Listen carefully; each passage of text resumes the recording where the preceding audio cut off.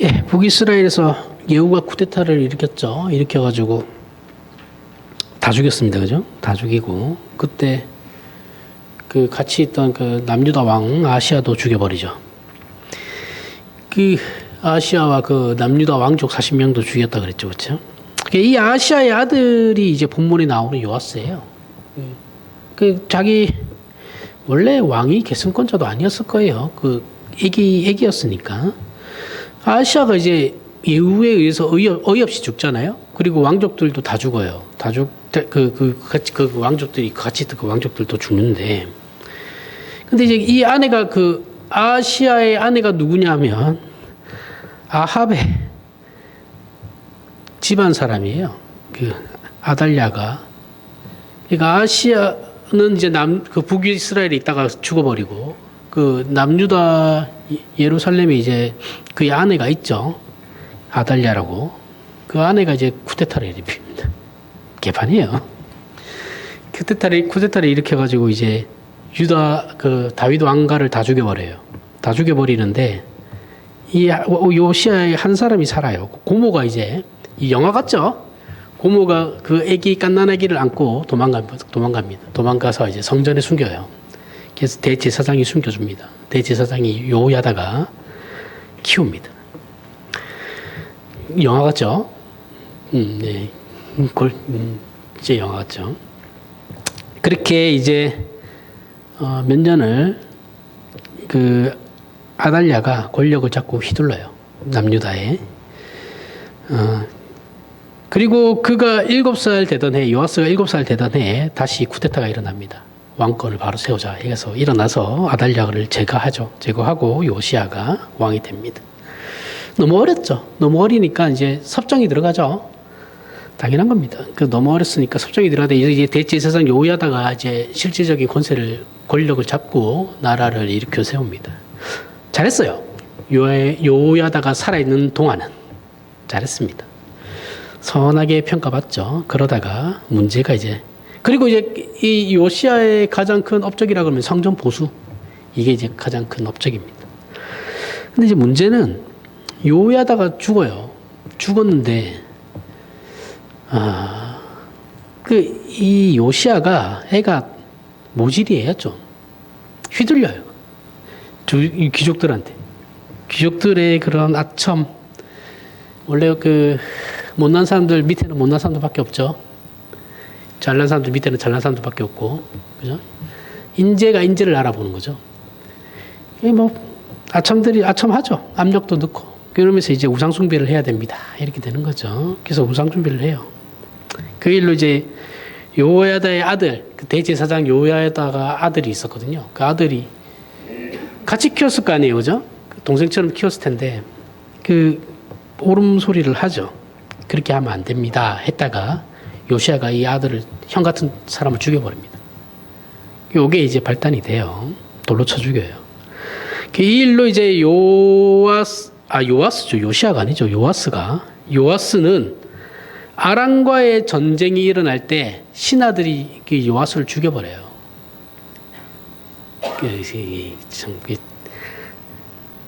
그 신하들이 볼 때도 왕 같지 않은 거죠. 그러니까 죽여버립니다. 그래서 암살당하는데 이 사람은 그래서 그 다윗 왕가의 그 묘에도 묻히지 못해요. 딴 데다 묻어버립니다. 그런 심판을 받게 됩니다. 이 요아스에 대한 열왕기의 평가는 결국 하나님의 눈밖에 나와서 좋지 않은 결말을 맞았다라는 거거든요. 그런 인생을 살다 죽었다라는 거죠. 요야다가 살아있을 때는 요야다의 눈치를 받겠죠. 그렇죠? 부모 같은 존재니까. 그래서 사실은 이제 그런 사람은 아니었던 거죠. 우리가 이 시간 요아스에 대해 이제 길게 이제 논하는 이유는, 생각해 보려고 하는 거는, 이유는 우리의 신앙생활도 이제 요아스와 뭐 별반 없다라는 거예요. 별반 다르지 않다. 방불하다. 그 인생을 논하려고 하는 겁니다. 우리는 어느 부분에서는 신자답게 살지 못하고 신자답기 위해 애도 썼고 지금도 애쓰고 있을 겁니다. 그죠? 하지만 이제 잘한 것보다는 못한 게 훨씬 많고 자책할 수밖에 없는 것이 이제 우리 신자의 현 주소죠. 저와 여러분의 현재의 삶인 거죠. 그러니까 우리는 이 문제를 이제 분명히 할 필요가 있다라는 거죠. 자신의 신앙 현실에서 스스로 점검해도 만족스럽지 못하고 하나님께 벌 받아도 아무런 변명조차 할 수 없는 내 인생, 우리의 인생이 일 수밖에 없구나라는 이 생각이 자꾸 이제 드는 거죠. 사실 그건 이제 우리의 신앙생활을 영위케 하고 연장케 하는 그 근거를 우리가 어디에 두고 있느냐에 따라서 이게 달라지는 거예요. 그런 문제인 건데 우리는 사실 이 확인을 계속해서 하고 있죠. 지금도 내가 이거 이렇게 살면 되나, 이렇게 살아도 되나, 이렇게 뭐 이런 확인하죠. 지금도 그래서 그 질문을 여전히 기도하면서도 던지죠. 이 문제는 생각보다 중요해요. 그래서 사실은 제가 느끼는 신앙생활에서는 이게 거의 8할 이상 된다고 생각합니다. 그죠? 정말 중요한 문제인데, 그래서 이 문제를 로마서 이제 8장에 가면 요아스의 인생을 우리가 꼭, 그러면 요아스라는 인간은, 그 왕이라는 인간이 저 따위로 살아가지고 참 저런 못난 인생을 그게 그러면 요아스의 그 인생이 꼭 부정적인 건가? 이런 생각도 들 수 있죠. 근데 이제 그렇게만 볼 필요는 없다라는 게 이제 바울의 입장이에요. 8장에 나오죠. 로마서 8장 35절, 39절에 누가 우리를 그리스도의 사랑에서 끊으리요? 환난이나 공고나 박해나 기근이나 적신이나 위험이나 칼이랴. 기록된 바 우리가 종일 주를 위하여 죽임을 당하게 되며 도살당할 양같이 여김을 받았나이다. 함과 같으리라. 그러나 여기 그러나를 기억하셔야 됩니다. 그러나 이 모든 일에 우리를 사랑하시는 이로 말미암아 우리가 넉넉히 이기느니라. 내가 확신하노니 사망이나 생명이나 천사들이나 권세자들이나 현재 일어나 장래의 일이나 능력이나 높음이나 가품이나 다른 어떤 피조물이라도 우리를 우리 주 그리스도 예수 안에 있는 하나님의 사랑에서 끊을 수 없으리라. 자, 예수 안에 있는 하나님의 사랑, 다시 말하면 예수를 보내신 그 하나님의 사랑은 그 무엇으로도 그 누구도 이제 막을 수 없다라는 바울의 선언입니다. 그 성경의 선언이고 하나님의 선언이시기도 합니다. 그런데 이 선언 속에 36절에서 이제 보는 바와 같이 우리가 종일 주를 위하여 죽임을 당하게 되며 도살당할 양같이 여김을 받았나이다. 굉장히 부정적이죠, 그렇죠? 이게 구약 성경을 인용한 것이거든요. 이 인용은 죽임을 당하게 되며 도살당할 양같이 여김을 받았나이다가 앞에 주를 위하여라는 조건 속에 있기 때문에 주를 위하여 이제 이렇게 된다. 죽임을 당할 겁니다. 도살당할 양같이 여김을 받을 겁니다. 이런 식으로 이제 돼버리니까 앞에 이제 주를 위하여라는 말 때문에 우리는 이걸 되게 헌신적이라고 생각해요. 헌신적이고 순교적 고난이다. 이렇게 생각합니다. 그렇게 이해를 해버려요. 하지만 그 다음 절 37절을 보면 이 내용을 그러나로 받아요. 그러나 아까 제가 그러나 중요하다 그랬죠. 그렇죠? 그러나로 받음으로써 이제부터 할 말은 앞의 내용과는 반대되는 말이다라는 이게 의미죠. 분명히 합니다. 바울이. 앞에서는 절망을 얘기해요. 그죠? 주를 위하긴 하는데 이제 어찌됐든 죽임을 당할 것이고 양같이 여김을 받을 거다. 이렇게 이제 부정적인 절망에 대해서 얘기를 하다가 37절에 그러나 이 모든 일에 우리를 사랑하시는 이로 말미암아 우리가 넉넉히 이기느니라 라고 이제 말을 하고 있는 거죠. 어떤 절망입니까? 앞에서 얘기하는 절망이 어떤 절망이에요? 죽임을 당하는 거죠. 도살당한 양같이 여김을 받는 것. 근데 이것이 앞에 주를 위하라는 단서가 붙어 있으니까 우리는 이걸 부정적으로 읽지 않고 있는 거예요. 바울이 인용한 구약 말씀은 10편 44편 22절인데 이 말씀을 인용한 로마서 8장 전체 문맥은 이런 말이에요. 걱정하지 마라. 너희가 속한 환경이 아무리 너희를 위협하고 반대해도 그리고 너희 자신이 스스로 믿음을 지킬 만한 실력이 없을지라도 예수 안에 있는 하나님의 사랑에서 너희를 끊을 수 있는 것은 없다. 자, 여기서 바울은 우리가 종일 죽게 되었고 도살할 양같이 되었지만 그래도 걱정할 것은 없다. 이렇게 인용하고 있는 겁니다. 그런데 왜, 이게 왜 주를 위하여냐라는 거죠. 왜 주를 위하여서 그렇게 그러냐라고 이제 이거 10편 44편을 봐야 됩니다. 봐야 되는데 1절부터 8절에. 하나님이여 주께서 우리 조상들의 날 곧 옛날에 행하신 일을 그들이 우리에게 일러주매 우리가 우리 귀로 들었나이다. 주께서 주의 손으로 무백성을 내쫓으시고 우리 조상들을 이 땅에 뿌리박게 하시며 주께서 다른 민족들은 고달프게 하시고 우리 조상들은 번성하게 하셨나이다. 그들이 자기 칼로 땅을 얻어 차지함이 아니요 그들의 팔이 그들을 구원함도 아니라 오직 주의 오른손과 주의 팔과 주의 얼굴의 빛으로 하셨으니 주께서 그들을 기뻐하신 까닭이니이다. 하나님이여 주는 나의 왕이시니 야곱에게 구원을 베푸소서. 우리가 주를 의지하여 우리 대적을 누르고 우리를 치러 일어나는 자를 주의 이름으로 밟으리이다.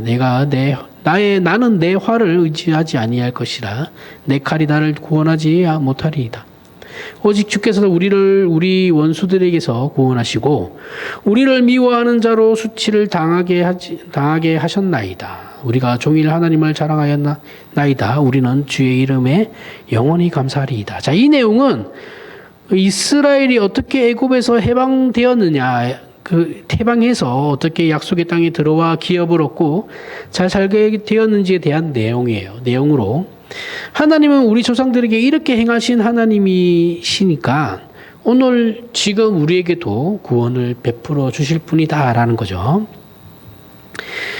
지금 문제예요. 지금이 이 바벨론 포로로 잡혀가는 거예요. 아니면은 이게 44장이니까 뭐 그렇게까지는 안 가려나? 하여튼 뭐 어려움에 당한 지금 우리도 베풀 거다, 은혜를 베푸실 거다 이렇게 얘기하는 거죠, 그렇죠? 그 열왕기서의 1차 독자는 그 바벨론 포로 된 이스라엘이죠. 이스라엘 또는 그 흩어진 디아스포라 된 이스라엘입니다. 자신들은 하나님의 선민인데 왜 예전에 그 솔로몬 때나 그런 영광을 과거의 이스라엘의 영광을 자신들은 누리지 못합니까? 이런 이제 생각을 하죠. 그 이방 민족의 포로가 된 이 현실을 맞이하게 되었는지 왜 그래야 되는지 그 의문을 가졌죠. 그때 이제 요아스의 생애를 이제 이들도 봤겠죠. 그 기록 어쨌든 이들을 위한 책이니까 봤으니까 이따위로 사니까 우리가 지금 요 모양 요 꼬라지구나라는 게 이제 답이 되겠죠. 그런데 로마서 8장에서는 우리의 이 못난 것과 세상의 그 반대함이 아무리 크다 할지라도 하나님의 사랑을 끊을 수는 없다는 말을 하는 거거든요. 시편 44편을 인용해서 당시 이스라엘이 겪는 역사적인 어려움으로 인한 절망과 슬픔 속에서 자신들이 아는 하나님은 옛날에 자신들의 조상들을 구원하실 때 그들의 능력이 아닌 하나님의 은혜와 능력을 베푸셔서 구원을 얻었고 허락하신 땅과 영광과 승리와 복들이 오직 하나님의 기뻐하심 때문이다라는 것을 알아요. 그죠? 그 44편의 기자는 그걸 압니다. 그렇다면 이 지금 바벨론에 의해서 멸망한 그 이스라엘이 그 하나님이 변하지 않는 한, 그 하나님이 바뀌지 않는 한, 그 하나님이 기뻐하시고 작정하신 것이 실패하는 것으로 끝나지는 않을 것이다 라고 이제 고백한다라는 거죠. 그러니까 우리가 볼 때는 실패했고 망했고 뭐 난리가 났는데 그 옛날에 하나님이 그 이스라엘을 구원하시는 걸 보니까 그리고 그들이 가나안에서 그렇게 살게끔 한 거 보니까 우리의 지금의 이 망함이 망했다고 해도 하나님이 변하시지 않으면 우리는 살아나겠구나라는 희망을 가진다라는 거예요. 무슨 말인지 아시겠죠? 이해가 가시죠? 그 고백을 하고 있는 겁니다. 예전에 그런 하나님이 그렇게 은혜를 이스라엘에게 베푸셨으니 지금 우리에게도 그 은혜가 임하고 할 거다라는 거죠. 실제로 예레미야를 통해서 이게 그 70년 뒤에 회복될 거라고 예언을 하셨는데 지네들이 안 들은 거예요. 그 예언에 대해서 하나도 안 들은 거예요. 다 얘기했어요. 왕 앞에서, 귀족 앞에서 다 얘기했거든요. 그 지네들이 지금 그 얘기는 귀뜸으로도 안 듣는 거예요. 그러면 그 얘기를 잘 들었으면은, 아, 우리가 70년 뒤에 회복되겠구나라는 희망을 가질 수 있죠. 그렇죠? 사람들은 듣고 싶은 것만 듣습니다. 자기들 듣고 싶은 것만. 남 얘기를 안 들어요. 안 듣죠. 자기 할 말만 다 하니까. 남 얘기를 듣겠어요. 자기들 스스로의 잘못으로 인해 이런 슬픔과 비극적인 결과를 마주하게 되었다 할지라도, 그죠? 분명히 그렇죠. 자기들의 과거의 잘못들로, 조상들의 잘못들로 인해서, 그리고 현재 자기들의 잘못들로 인해서 지금 이 비극적인 그 나라가 멸망하는 비극적인 결말을 맞았다 할지라도, 그럼에도 하나님은 그 옛날에 행하셨던 구원과 축복을 여전히 우리에게 주실 분이다라는 거예요. 그래야 하나님이 하나님 되신 것이다 라는 거죠. 그렇다면 오늘 우리가 당하는 절망은 우리를 절망으로 몰아가기 위한 것은 아니다라는 거죠. 그렇죠? 하나님께서 이스라엘을 멸망시킨 이유는 결국은 뭐예요? 이스라엘을 하나님께 돌리기 위함이죠. 야, 너네 정신 못 차리네. 그래? 그러면 한번 이제 매를 들 때가 됐구나. 그래서 한 대 치고 했는데 말을 안 들어요. 맞는다고 사람이 맞는다고 말을 듣겠어요? 일단 한 대 더 치고, 그래도 안 되니까, 이래 갖고는 안 되는구나. 그래, 한번 뒤집어 엎자. 해가지고 이제 날 잡고 애 패듯이, 그죠? 날 잡고 나라를 멸망시킨 겁니다. 그리고 난 뒤에, 근데, 그래, 이렇게 너네가 망하는 거긴 한데, 너네가 이걸 끝은 아니야. 왜냐, 내가 그렇다고 해서 너희를 버리는 건 아니거든. 너희는 내 새끼들이니까. 그러니까 70년 뒤에 내가 다시 회복시켜 줄 거다. 정신 차리고 잘 해라. 이런 겁니다. 그래서 그걸 이제 우리 인생에 그대로 적용시키면 되는 거예요. 그죠? 하나님이 얼마나 위대하신 분인지, 이제 우리를 절망으로 몰아가기 위해서, 하나님이 살아있으면 어떻게 나한테 이럴 수 있습니까? 그거 정말 눈앞의 현실밖에 보지 않는 겁니다. 죄송한데. 하나님이 있으면 어떻게 이 세계가 지금 있다고 이 모양 욕을 하지? 그게 웃긴 게, 우리들이 잘못해서 그런 결과를 만들어낸 거잖아요, 다. 근데 그게 왜 하나님 탓을 하죠? 하나님 우리에게 다 그렇게 해도 하나님이 허용하게끔 그렇게 만드셨는데, 그럼 자기네들이 그렇게 다 만들어 놓고 왜 그걸 하나님 탓을 해요? 자기네들이 사업 잘못 굴려가지고, 자기가 욕심에 사업 사기당해가지고 돈 날리고, 그렇게 해놓고 왜 그걸 하나님 탓을 하냐고요. 그렇게 하라고 그랬어요, 누가? 자기가 그렇게 선택한 거지. 그에 대한 책임은 본인이 져야죠. 그럼 왜 그런 일을 당했는가에 대해서 이제 신자는 그다음부터 그 문제를 가지고 생각을 해야 되는 거예요. 어떻게 할 것인가? 그럼 내가 뭘 어떻게, 앞으로 이 부분에 대해서 내가 하나님에 대해서 어떻게 생각해야 되고, 내가 그럼 어떻게 살아야 될 것인가에 대해서 고민을 해야지. 자꾸 그 문제만 가지고 얘기하면은 그게 발전이 있나요, 사람이? 그 자리에 그냥 그대로 머무는 거예요. 화만 내죠, 화만. 그 화만 낸다고 내가 바뀌나요? 내 삶이 바뀌어요? 아무것도 안 바뀌죠, 그죠? 하나님이 그러한 일들을 통해서 우리를 이제 양육시키는 건데, 징계를 통해서 훈련시키는 거예요. 그게 하나님이 얼마나 위대하신 분인지를 보라는 거거든요. 야, 네가 그런 식으로 하는데, 네 인생이 자꾸 나를 제외시키려고 그런다. 이거 좀 위험한데? 이렇게 해서 이제 그렇게 되는 겁니다. 그게 얼마나 위대하신 분인지 하나님을 보라는 거예요. 보면서 그 결과를 그렇게 인도해 가시는 과정이라는 거죠. 결국 우리가 죽임을 당하고 도살당하는 양같이 여겨지죠. 우리는. 전부 다 그래요. 우리 모두가. 신자들은 세상 앞에 죽임을 당하는 자들이에요. 양같이 여겨져요. 왜요? 뭐 때문에 그래요? 주를 위한 것이다 라는 거예요. 그게. 세상의 이치나 보통의 우리 생각으로 앞뒤가 맞지 않는 것처럼 느껴지죠. 그죠? 우리가 생각할 때는 이 말이 안 돼요. 말이 안 되는 일들이고 일어나는 일들인데, 사실 이 앞뒤가 맞지 않는 걸 묶을 수 있는 하나님, 그 하나님이 누구신가라는 거예요. 예수를 주셨다라는 것이 무엇인지에 대해서 기독교 신앙이 그 진수가 그때 빛을 발한다라는 겁니다. 우리가 절망하고 위험에 처했을 때, 우리가 세상 사람들과 어떻게 다른가, 그 기독교 신앙의 진수가 이제 그때 드러난다라는 거죠. 잘 될 때는 몰라요. 잘 될 때는 너도 잘 되고 나도 잘 되기 때문에 그런 거 잘 없습니다. 보세요. 코로나가 일어나기 전에는 그 유럽 사람들 참 나이스했죠, 그죠? 멋있게 보였어요. 야, 일꾼도 저렇게 얘기해주고, 야, 어느 나라에 저렇게 독재 정부에 대해서 저렇게 비판도 해주고, 우리 자기들은 이제 민주주의가 이제 딱 잡아가지고 우리는 선진국, 우리는 선진국의 선민, 뭐 유럽, 우리는 백인, 우월한 백인인 이런 거 있었죠. 그러면서 코로나 일어나면서 보세요. 어떻게 됐나? 지도밖에 모르잖아요. 결국은 쟤들도 그 서양인 그 사람들도 서양 사람들도 자기네들이 어려울까 그 본심이 다 드러나죠. 자기들밖에 지금 그래서 그 결과가 뭐예요? 전부 다 극우 애들이 다 그 유럽을 다 잡고 있죠, 지금. 미국도 극우, 여기도 극우, 둘 다 싸우니까 지금 둘이 싸워가지고 지금 난리죠. 다시는 안 보겠다고 지네들끼리. 그래서 핀 보는 거는 이제 우리나라죠. 이 지도밖에 몰라요. 전 세계가 어떻게 돌아가든 그건 상관없어요. 자기들한테 이익이 안 되면 이제 뭐 난리입니다, 난리. 전혀 선진국이 아니에요. 차라리 우리나라가 훨씬 낫습니다. 미국 정치보다도 우리나라 정치가 훨씬 민주적이에요.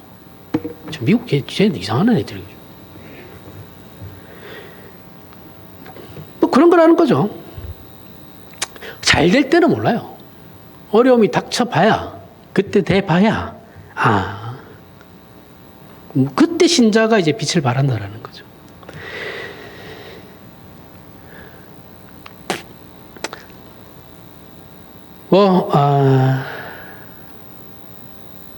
우리는 기독교 신앙이라는 것을 일반적인 어떤 종교심을 가지고 자신도 모르게 자꾸 섞어요.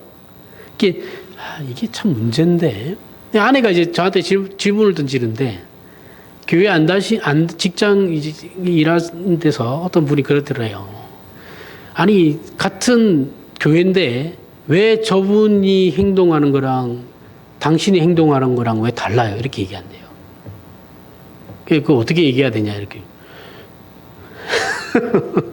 어떻게 얘기해야 돼요, 그거를. 뭐, 마음은 예수 제대로 안 믿어서 그런 거죠, 그죠? 제대로 모르고 믿으니까. 그런 거긴 한데, 신학이 다르다 그래라. 그게 제일 편하다. 그렇게 얘기한 거죠. 그분이 믿는 그 신앙의 신학과 우리가 믿는 신학이 좀 다르다. 달라서 그럴 수도 있다. 뭐 틀린 말은 아니죠, 그리고. 그죠? 그 사람들이 추구하는 게 기복적인 거니까. 뭐 그렇게 섞는데 몰라요, 본인들도. 본인들은 예수 되게, 그분이 교회 가서 열심히 그 헌신을 그렇게 열심히 한대요. 그러니까 그분이 뭔지를 몰라. 본인이 어떤 신앙에 어떻게 자기가 가지고 있는 그 순수한 기독교 신앙 안에 어떤 것을 집어넣어가지고 이제 잡탕을 만드는지 본인은 몰라요. 그렇죠? 우리나라 한국교회 이게 제일 문제죠. 그러면서 이제 우리는 천주교 욕하죠. 응? 마리아 섬기는 거. 자기는 돈을 섬기면서 우리 천주교 욕할 입장이 아니에요. 삼일체 하나님 거기가 더 잘 가르친다니까. 삼일체 하나님 제대로 가르치는 교회가 없어요, 지금. 이단은 삼일체에서부터 시작되는 거예요. 그래서 기독교가 이단이 많은 거예요. 천주교는 그런 거 없어요. 진짜 철저하게 가르칩니다.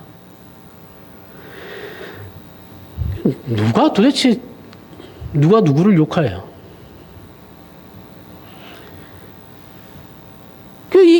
그러면서 어떻게 해요? 그러면서, 이제 나는 신자다워야 돼. 신자다워야 하죠. 맞아요. 맞는데. 근데 우리는 그 신자다워야 하는 것을 조건으로 걸죠. 신자다워야지 내가 복을 받는다. 그죠? 이게 기복주의잖아요. 다 그렇게 되는 겁니다. 그렇게 기독교 신앙을 흘러가요. 그런데 기독교 신앙이라는 건 뭐예요? 내가 신자다워서 성립이 되는 게 아니죠. 그죠? 그게 아니고 하나님의 하나님 되심이에요. 기독교 신앙은. 그게 하나님의 하나님 되심이 기독교 신앙을 성립시키는 겁니다. 그게 하나님의 신실하심, 자비로우심, 은혜로우심, 선하심, 전지전능하심, 위대하심 등이 기독교 신앙을 성립시키고 있는 거지 내가 아니에요. 우리를 지으시고 기뻐하시며 우리를 사랑하심으로 인과율의 어떤 법칙으로 있을 수 없는 결과를 만들어내시는 분이 하나님이시죠. 그렇죠? 그래서 분명한 이유가 없고 과정이 없어요.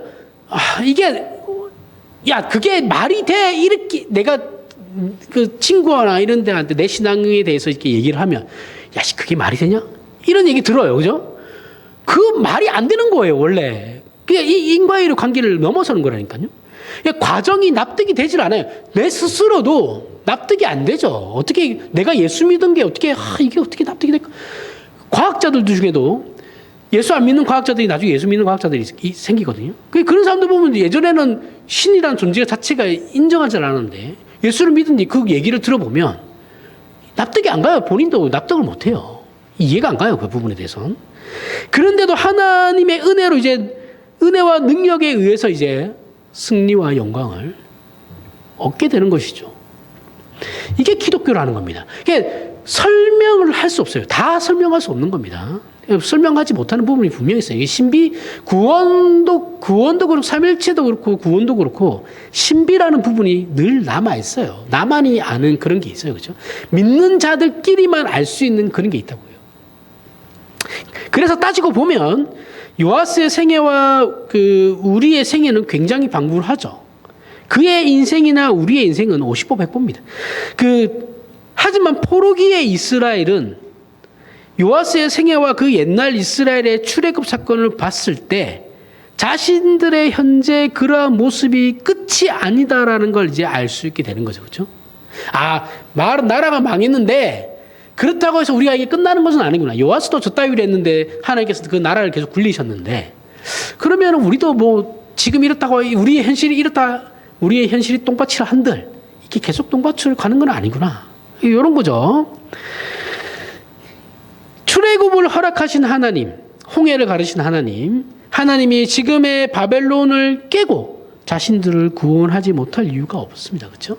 실제로 바벨론은 나중에 그 페르시아 제국에 망해요. 망하고 페르시아 제국이 유대인들을 돌려보내거든요. 회복시켜줍니다. 그 페르시아가 이란이에요. 그 이란인데 이스라엘은 지금 이란은 죽으라고 미사일 때리죠. 나쁜 놈들이에요. 쟤네들 진짜 나쁜 사람들입니다. 옛날에 자신들을 구해준 사람들이에요. 페르시아하고 그 예루살렘하고는 접점이 없어요. 그 말고는. 옛날에 지네들한테 잘해준 나라예요. 지네들 패권 가지고 지금 싸우고 있는 거죠. 그죠? 지네들이 그 중동에서 1위 해먹겠다고 지금 싸우고 있는 거잖아요. 그거 얼마나 나빠요. 우리나라 기름값만 올라가고 지금. 일본, 우리나라, 중국, 지금 호주. 죽을 맛입니다, 지금. 그런 겁니다. 휴전도 안 될 거예요, 저거 분명히.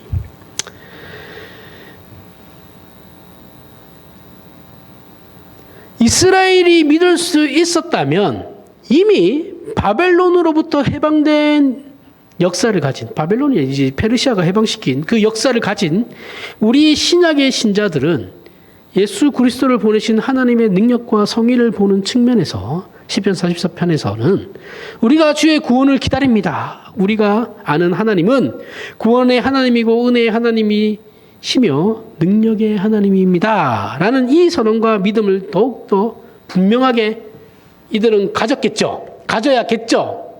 그리고 우리도 마찬가지죠. 그죠? 로마서 4장 23절 24절에 그에게 의로 여겨졌다 기록되는 것은 아브라함만 위한 것이 아니요 의로 여기심을 받을 우리도 위함이니 곧 예수 우리 주를 죽은 자 가운데서 살리신 이를 믿는 자니라. 자, 하나님이 이 아브라함의 믿음을 의로 여기신 것은 그의 후손들을 위해서랍니다. 아브라함만을 위한 것이 아니고 그의 후손들을 위해서 그렇게 했대요. 왜요? 아브라함의 후손은 아브라함 같이 부르실 자들이니까. 아브라함이 어떻게 불렀어요? 믿음으로 그를 의롭다 함으로 여기셨죠. 자, 아브라함을 순전히 믿음으로 부르신 것 같이 어떤 조건을 보신 거 아니고 믿음으로 부르신 것 같이 당신님의 백성들을 믿음으로 부르실 것이기 때문에 그런 겁니다. 앞으로. 믿음으로 부르신다는 것은 아브라함에게 나타난 바와 같이 그에게 아무런 조건과 자격을 묻지 않는 하나님의 100%의 전적인 은혜로 부르신다라는 겁니다. 그에게 의로 여겨졌다 기록된 것은 아브라함만 위한 것이 아니요 의로 여기심을 받을 우리도 위함이니라고 이제 바울이 얘기하는 겁니다. 아브라함을 그렇게 부르신 것처럼 우리도 그렇게 부르신다라는 거예요. 요아스의 생애가 이스라엘의 운명을 결정짓지 못했죠. 자, 요아스가 처음엔 잘했지만 지가 잘한 건 아니지만 하여튼 말년에 개판으로 살아가지고 암살당하잖아요, 그죠? 근데 그 개판으로 살았어요. 그럼에도 그는 분명히 실패한 자예요. 실패와 잘못된 게 살았습니다. 그리고 이스라엘이 조상들과 자신들의 잘못으로 말미암아 지금 흩어지고 나라는 멸망한 상태예요. 진멸되었어요. 하지만 그렇게 끝나지 않았다라는 거죠, 그렇죠? 남유다에도 이상한 왕들 좀 있었어요. 있었는데 그렇다고 해서 그들로 말미암아서 이 역사가 그때 끝났냐면 그건 아니다라는 거예요, 그렇죠? 하나님 이어가셨다라는 거예요, 역사를. 그럼 마찬가지로 자신이 포로가 되고 나라가 망한 지금 우리 처지도 하나님께서 그 역사를 이어가실 거다라는, 그러면서 그게 지금 오늘까지 온 겁니다. 신약 신자의 듣기까지 다시 회복시키실 거다. 우리는 하나님께서 아브라함을 부르셨듯이 홍해를 가르고 이스라엘을 인도하셨듯이, 그리고 앞에 있는 믿음의 선조들보다 훨씬 큰 역사인 그 아들을 보내신 예수, 우리 죽은 자 가운데서 살리신 이를 믿는 자들이에요. 이거는 구약 사람들은 이 부분에 대한 약속이 없어요, 그렇죠? 신약의 성도들만 받은 겁니다. 자, 우리는 선조들이 알지 못하는 죽은 자를 살리신 하나님이라는 역사를 가졌어요. 그죠? 우리 구약의 선배들은 알지 못해요.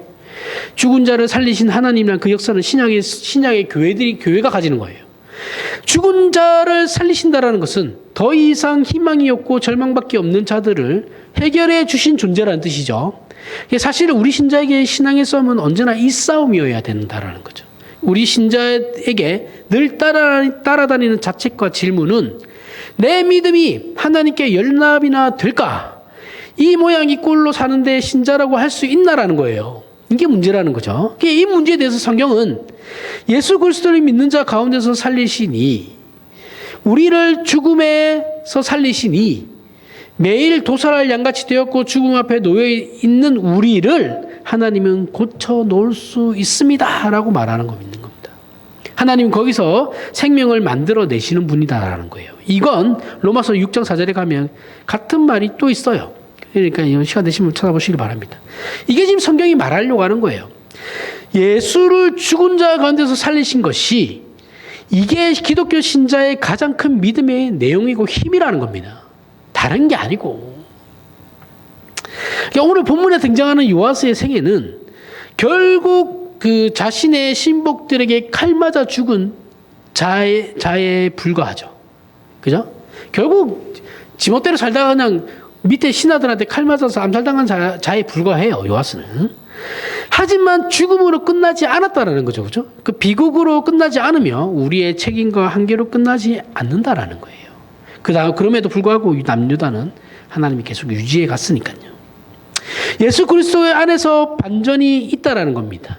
그분이 주신 은혜와 사랑이, 그 사랑이 가지는 승리와 영광과 부활의 반전이 있죠. 이것이 기독교 신앙을 유지시키고 있는 겁니다. 우리 신앙의 현실은 자책이죠. 저나 여러분이나 우리 신앙의 현실은 늘 자책입니다. 그리고 우리 믿음의 현실은 의심이에요. 의심 없는 믿음은 없어요. 나는 의심하지 않고 100% 하는 그런 사람 세상에 없습니다. 없어요. 그런 거 거짓말이에요. 누구나 다 의심해요. 그런 사람, 그럼 그 사람은 죄성이 없나요? 자기를 도대체 얼마나 좋게 평가하길래 그렇게 하는지 모르겠는데, 그런 사람은 없어요. 자책과 의심은 누구나 다 하는 거예요. 그 이유는 뭐예요? 약속은 받았죠. 받았는데 아직 현실에서 그 약속이 이루어진 건 아니니까요. 그렇죠? 우리는 미래를 보장받고 있는 거예요. 기다려야 한다는 거예요. 믿는 것은 지금 결과가 드러나지 않는 것들이죠. 내가 지금 내 눈에 결과가 드러나는 걸 내가 굳이 믿을 필요가 뭐가 있어요, 그렇죠? 미래를 약속받는 거니까 이제 믿음이라는 게 있는 거죠. 결과가 드러날 때까지 기다려야 하는 겁니다. 결과가 현실이 아니면 우리의 현실은 의심스러울 수밖에 없죠. 그냥 눈앞에 보이지 않으니까 우리가 그걸 의심할 수밖에 없죠. 그거 어떻게 의심 안 합니까? 확신에 가득 찬 사람들 대부분 의심할 지능이 없는 거예요. 나는 다 다 돼. 기도하면 다 돼. 다 들어줘. 생각이 없는 거예요. 죄송한데. 응? 우리 목사님한테 기도받으면 다 돼. 생각이 없어요. 뭘 다 돼요, 다 되기는. 난 안 되던데. 구라도 적당히 쳐야지. 물론 신앙생활을 하면서 하나님께서 확신을 주신다는 건 저도 압니다. 여기 확신 다 있었잖아요. 그죠? 다 있잖아요. 근데 그 확신이 계속 이어집니까? 아니에요. 확신은 그때뿐이에요. 지나면 똑같아요. 길어봐야 한 달이고 1년이라니까요. 분명히 그 큰 기쁨과 확신이 있었는데 연장이 되지 않아요. 그죠? 그러다가도 어느 순간 어떻게 됩니까? 아무런 증거도 마치 내가 그렇게 큰 증거를 받았음에도 불구하고 나중 되면 아무런 증거도 받지 못한 사람처럼 아무런 확인도 받지 못한 사람처럼 천길 낭떠러지로 떨어지는 게 우리잖아요. 그죠? 불과 얼마 되지도 않았는데 은혜 받았다며. 기도원 가서 은혜 받았다며. 은혜 받아고 내려왔다며. 한 달 안 갑니다. 그래서 기독교 신앙은 자기가 아닌 하나님께로 늘 우리의 시선을 돌려야 하는 거예요. 하나님만 봐야 되는 겁니다. 자기를 쳐다보고 자신의 느낌이나 감정대로 그 신앙생활을 하면 아무것도 안 돼요. 아무것도. 우리 교회 여러분들이 제 설교가 맞다고 하니까 다행인데 설교를 들으면서도 생각하는 설교 듣기 싫어하시는 분들이 엄청 많아요. 그럼 도대체 왜 이 설교를 들어요, 그러면? 도대체? 마음이 불편하지 않은 설교를 왜 들어요? 아니, 위로받는 건 심리학자들이 더 잘해요. 우리 목사님 맨날 가면 죄 얘기만 하고, 내가 잘못한 것만 얘기하고, 예배 끝나고 나면 마음이 너무 불편해. 그러라고 예배 드리는 거예요. 불편하라고. 여러분들 기뻐하라고 좋아하라고 예배 드리는 거 아니에요. 내가 하나님 앞에 나아가는 거잖아요. 예배가. 하나님 앞에 나아가는데 어떻게 우리의 마음이 편해요. 불편해 죽겠지. 쥐구멍이라도 기어 들어가고 싶은데 지금. 그런데 예수 그리스도 때문에 나아갈 수 있는 것 때문에 그렇게 나아갈 수 있는 건데 아니 내가 그렇게 당당해요? 도대체 예배를 왜 드려요, 예배를? 그냥 노래 부르는 게 노래 부르는 거 좋으면 노래방 가세요. 예배당에서 연병을 하지 말고, 제발 좀. 응? 노래방 가면 되죠. 내 좋아하는 노래 부르면 돼. 요즘 노래방 가도 다 CCM 있습니다. 찬송가 다 있고. 말이 안 되잖아요, 그죠? 근데 그걸, 이렇게 얘기하면 또, 그런 걸 예배라고 하시는 분들 보면 이제 공부를 좀 다시 하십시오. 예배가 뭔지를 모르는 거예요. 우리의 신앙은 오직 삼위일체 하나님만을 근거로 하는 겁니다. 다른 게 끼어들 수가 없어요. 제가 강조하는 것 중에 한 개입니다. 삼위일체 하나님이 중요해요.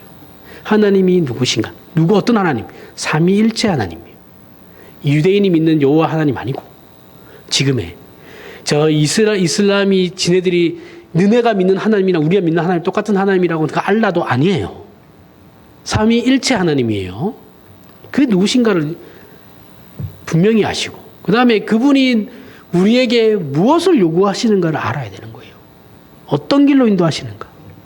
그게 신앙이 제일 중요한 겁니다. 다른 거 필요 없어요. 다.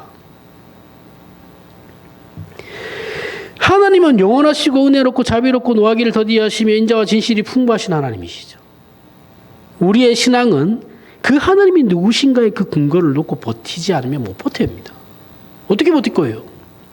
로마서 8장 11절 예수를 죽은 자 가운데서 살리신 이의 영이 너희 안에 거하시면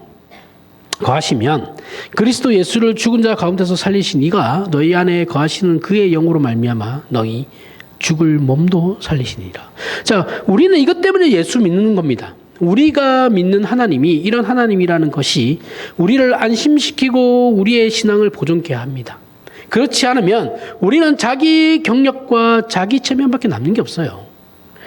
나는 믿어서 기뻐라는 말은 참으로 애매한 말이죠. 그죠?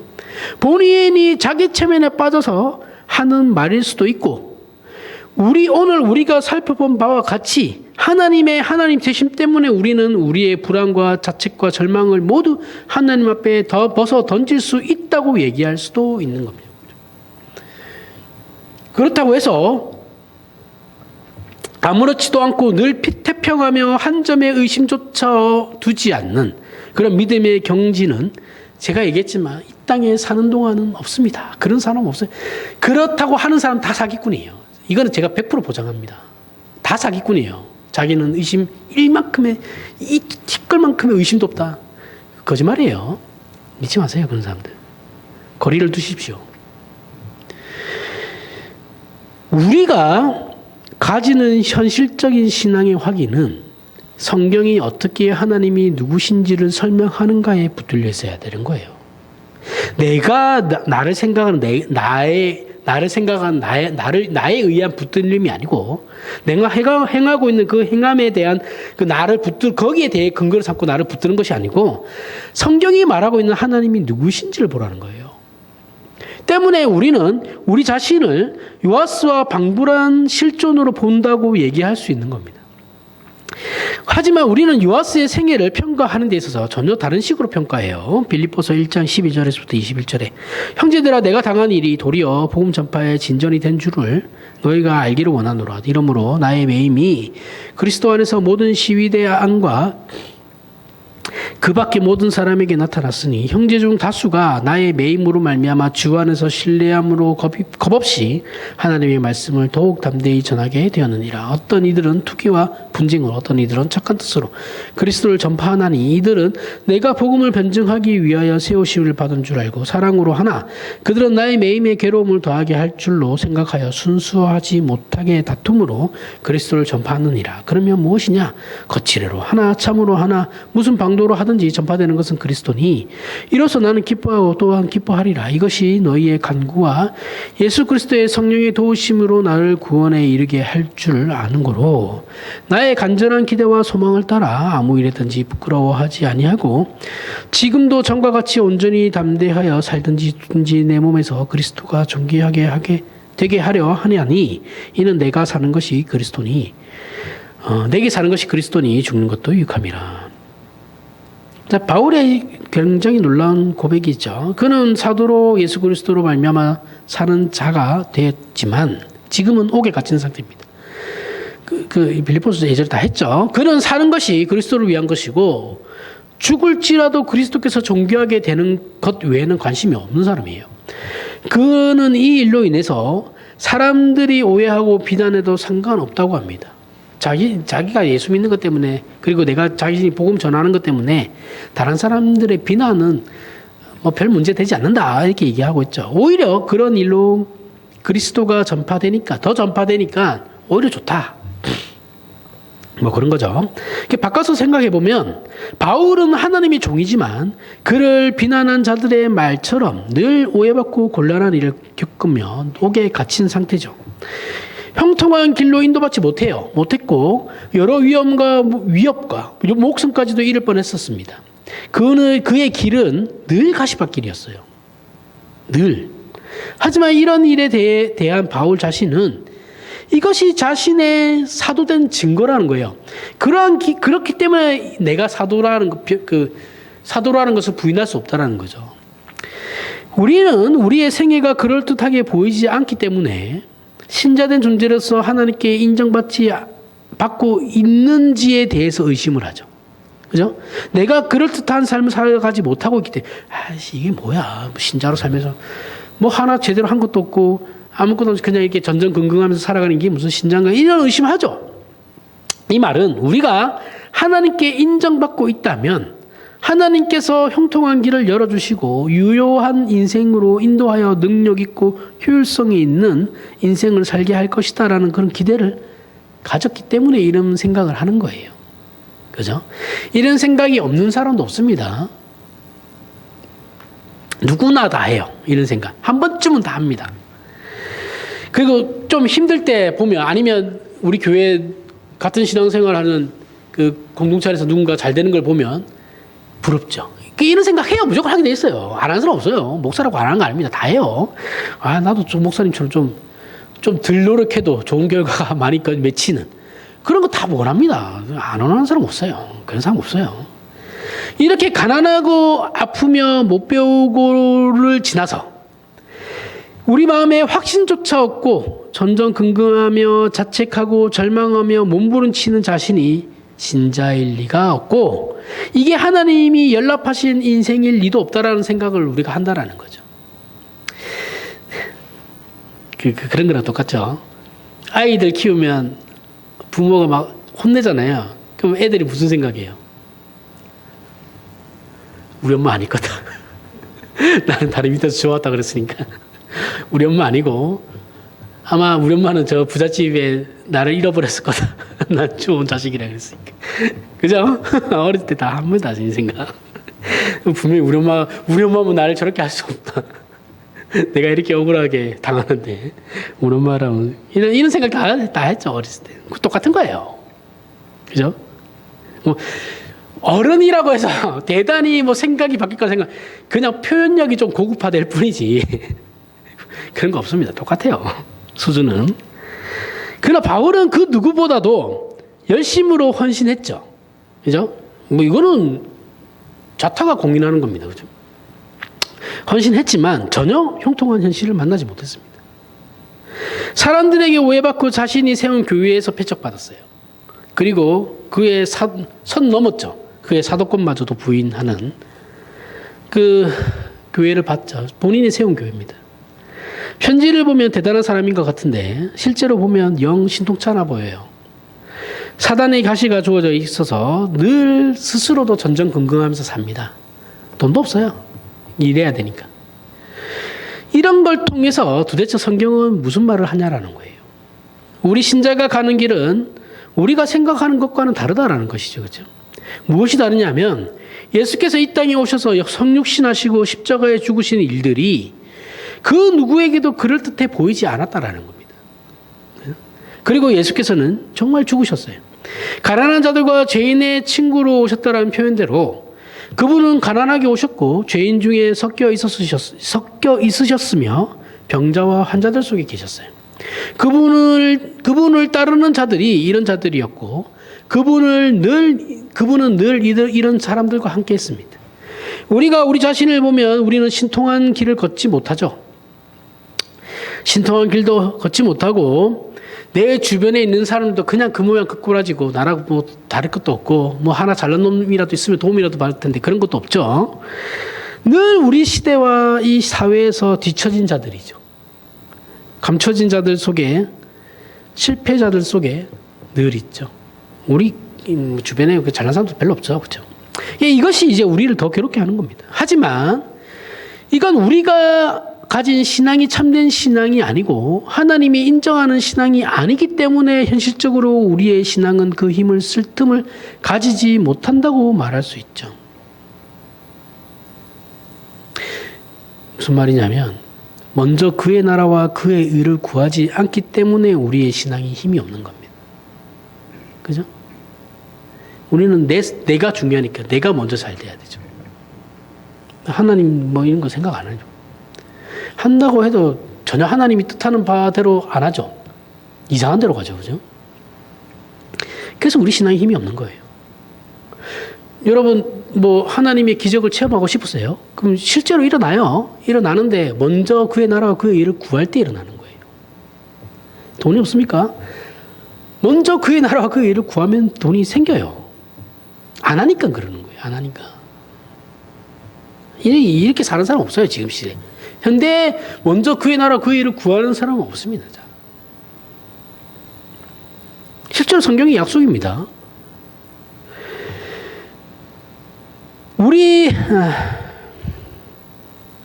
우리가 자신에 대해 절망하고 부정하는 것이 다 이거 아니죠. 예수 그리스도를 보내신 하나님이 그 예수를 죽여서 부활로 하나님께서 영광을 받으시고 모든 세상을 하나님의 뜻과 방법으로 정복시키듯이 우리의 생애를 세상적으로 그럴듯한 과정과 방법이 아닌 하나님의 방법으로 끌고 가고 계신다는 것을 성경이 확인시키고 있는 겁니다. 그러니까 우리는 무서워서 이걸 안 하는 거예요. 못 하는 거예요. 먼저 그의 나라와 그의 일을 구하려고 하니까 당장의 내 현실, 먹고 살아야 되는 이 현실이 두려운 거죠. 그래서 안 하는 겁니다, 사실은. 우리가 자신에 대해 절망하고 부정하는 모든 것이 다 성육신의 연장인데 우리는 이걸 생각 안 해요, 사실은. 저도 그렇고 여러분도 그렇고 다 무서운 거죠. 세상이 무서운 거예요. 빌립보서의 표현을 빌리자면 내게 사는 것이 그리스도니 죽는 것도 유익함이라 그러거든요. 그러니까 우리 신자의 삶은 그리스도의 삶 그 자체라고 얘기하고 있는 겁니다. 그리스도께서 우리의 인생에 하나님의 당신님의 성육신을 연장하는 것이 우리의 삶이에요. 그럼 우리가 죽는 것도 사실 그 성육신보다 더한 것, 즉 부활이라는 말이거든요. 그렇죠? 우리의 자책과 소외감과 절망과 답답함은 다 성육신이에요. 예수 그리스도의 그 성육신의 연장이에요. 무한히 유한 속에 들어와 있는 그 답답함을 생각해 보면 돌을 떡으로 만들 수 있는 이가 굶주려야만 했던 그 현실을 기억하시라는 거예요. 우리는 기독교 신앙의 본질과 핵심을 늘 놓치면서 살죠. 그렇죠? 우리는 먼저 그의 나라와 그의 일을 구하지 않습니다. 본질을 생각하지 않아요. 죽음, 고난, 허망함, 세상의 권세, 비탄 그 어떤 것도 예수 그리스도 안에 있는 하나님의 사랑에서 우리를 끊을 수 없다라고 성경이 수없이 얘기하고 있는데도 우리는 하나님, 내 현실을 보십시오. 곡간이 비었습니다. 곡간이. 바가지 소리가 들려요. 이게 이 긁는 소리가 들리십니까? 이런 거죠. 우리의 믿음은 한탄으로 가는 게 맞아요. 자신이 죄인임을 알고 고백하며 하나님의 긍휼만을 바라야만 합니다. 이것은 모든 신자가 평생을 반복해야 하는 고백이자 찬송이에요. 하지만 우리는 여길 항상 놓치죠. 하나님이 그 사랑에서 우리를 놓칠 수 없다라고 얘기하는데도 우리는 놓쳐요. 그리고 우리는 더 이상 하나님을 부를 필요가 없는 신자가 되고 싶어 하죠. 형통한 길, 잘 되는 길, 성공하는 길, 부자가 되는 길, 이게 다 뭐예요? 하나님, 내가 이런 거 가지고 돈 문제 가지고 하나님께 더 이상 기도하지 않게 해주세요. 이런 거잖아요. 그러니까 안 들어주지. 돈 있는 사람들은 그런 생각 안 한다니까요. 하나님이 돈을 주신 분들은. 그런 생각 안 해요. 다르다니까요. 우리는 범인이기 때문에 그런 복이 없어요. 우리에게는. 그런 복 안 주십니다. 하나님을 위하여 보란 듯이 일하는 사람이 되고 싶어 하죠. 어떤 식으로? 더 잘생기고, 더 가지며, 권세를 가지고, 권력을 가짐으로 말이죠. 그죠? 이게 얼마나 모순됐냐는 거예요. 그런데 우리는 이게 모순이라는 인식조차도 없어요. 사실은 내가 원하는 건 더 이상 하나님이 필요가 없다라는 것을 얘기하는 것임에도 불구하고 그것도 몰라요. 그냥 내가 잘 먹고 잘 사는 게 좋은 거니까. 하나님은 바보가 아닙니다. 우리가 우리의 신앙을 과소평가하고 자책하는 근본적인 이유가 뭐냐면 우리 자신이 별것 아니라고 생각하니까 그런 거예요. 그죠? 돈이 없는데 나는 아무것도 아닌 거예요. 남들과 비교했을 때 나는 아무것도 아닌 것 같은 거야. 왜 남들과 비교해요, 그럼? 도대체. 그냥 하나님만 보라니까. 그런데 예수 그리스도의 성육신도 그 시대에는 별것 아니었어요. 예수께서 가난하게 태어나셨다니까요. 누가 봐도 귀족 아니잖아요, 그죠? 있어 보이게 태어나지 않으셨어요. 초라하다니까요. 그 성화처럼 이렇게 아니에요. 제발 좀 그 성화 좀 보지 마세요. 그 얼굴 좀 도려내고, 그죠? 사실 그 예수님 얼굴 그리면 안 돼요. 몰라요, 예수님 얼굴이 어떤지. 근데 우리 그것도 얼굴 잘 그렸냐고 보고 있죠, 그죠? 그 집이 다 하나씩 걸어 놓잖아요. 다 없애세요. 그거 다 태워버리세요, 그냥. 우리는 그림도 보면 안 되고, 저것도 그 동상은 더더욱 안 됩니다. 둘 다 안 해요.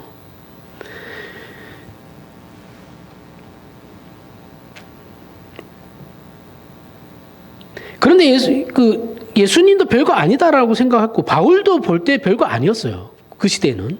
우리라고 뭐, 낫겠어요? 아무도 유한히 무한으로 찾아오신 줄을 몰랐어요. 예수님의 제자들조차도 몰랐어요. 3년 동안 같이 다니는 사람들도. 거기에다가 그 사실을 예수님은 숨기라고 그랬어요. 그죠? 그 우리를 부르시고 인도하시는 예수 그리스도의 십자가의 길을 그래서 우리는 걸어야 되는 겁니다. 그리고 그 길이 우리에게 주어진 성육신의 길의 연장이라는 것을 생각을 하셔야 돼요. 우리가 서 있는 바로 그 자리, 여러분들이 일하고 있는 그 자리, 내가 서 있는 그 자리, 그 자리가 하나님의 통치와 기적과 죽은 자를 살리시는 나를 통해서, 우리를 통해서 하나님의 기적의 손길이라는 것을 잊지 마시길 바랍니다. 그렇게 십자가의 길을 묵묵히 걸어가는 저와 여러분 되길 바랍니다. 하나님이 저와 여러분의 생애를 살게 하는 인생이 되길, 내가 아니고 나를 통해서 하나님이 살아가시는 그 인생이 되게 하시길 바랍니다. 그 아버지 되시는 하나님이 거기 찾아오시려고 우리를 부르셨으며 함께 하시는 겁니다. 이 믿음이 우리의 생애와 존재를 붙들어내시길 바랍니다. 기도하겠습니다. 하나님 아버지, 은혜를 감사합니다. 하나님의 자녀라는 것은 아무도 실패할 수도 부정할 수도 취소시킬 수도 없는 오직 하나님만이 인정하시고 지키심으로 승리케 하시는 예정이고 약속이며 깊은 뜻인 것을 확인했습니다. 그러니 예수 그리스도 안에 있는 하나님의 사랑에서 우리를 끊을 자 없음을 기억하여 우리의 탄식과 절망을 믿음으로, 기도로, 찬송으로 바꿔놓는 우리의 전생애가 되게 하여 주시옵소서. 예수님 이름으로 기도합니다. 아멘.